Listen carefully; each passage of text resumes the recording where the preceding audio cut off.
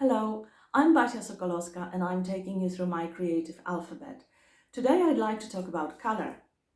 Color is one of the things in the world that makes life worth living.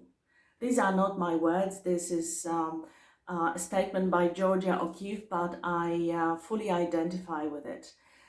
I started my adventure in art using very bold colors. In my series of photographs Carmen Infinitum that I made in the early 90s, I used bold and very saturated colors to merge the images of famous works of art with the surrounding objects, well, not surrounding in their natural environment because these works are usually in museums.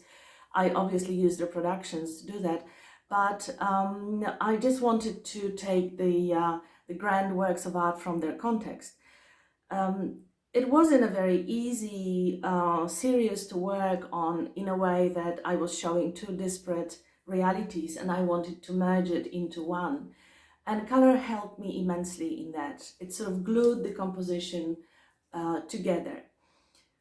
Later, color in my photography became more subdued. Sometimes it became bold again, like in the Chrysalis series. But I think that generally I use color in a more subdued ways these days, which I think can be seen in my island's most recent series of photographs. Color is something that I often think about first when embarking on an art project. I make that decision before many other decisions. It sort of sets the tone and the energy of the images. And I think it's also quite meaningful in many of my series, such as Blood Plants, for example. I also work in the monochromatic medium. The lack of color is also a statement. And with the black and white photography, I think it has its own richness. As Ansel Adams taught us with his tonal system, the black and white photography can be incredibly rich and has this sort of diversity of tones that work in a different way than color, but also doesn't deprive the image of its visual subtleties. Other monochromatic works that I make are drawings. My drawings are either in the blue biro, or in pencil, or in watercolor pencils. These are a little bit more colorful, but the range of color is very limited. What I find quite interesting is that the same color can mean different things to different artists. My blue book is blue because, well, of Anna Atkins cyanotypes. That's one of the reasons, and that's the image on the cover.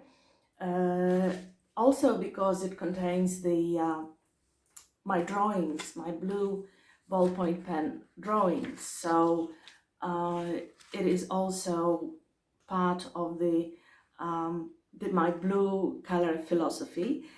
And another reason is that I wanted to keep this book as a small and intimate publication, and I wanted to give it this sort of diary journal character because I write in a journal and a lot of my art comes from that.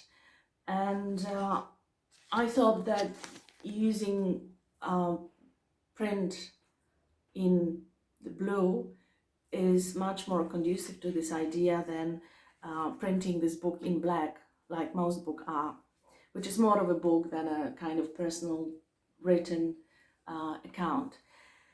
For Georgia O'Keeffe, color blue was a wonderful color of the sky. I think we all have in front of us these beautiful paintings of bones against the blue sky of New Mexico.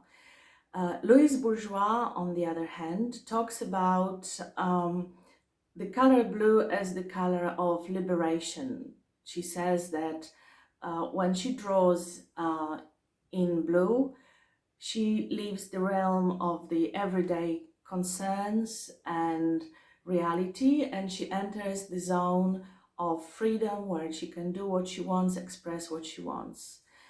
She also mentions that the blue is the color of the sky. So here they kind of connect with Georgia O'Keeffe.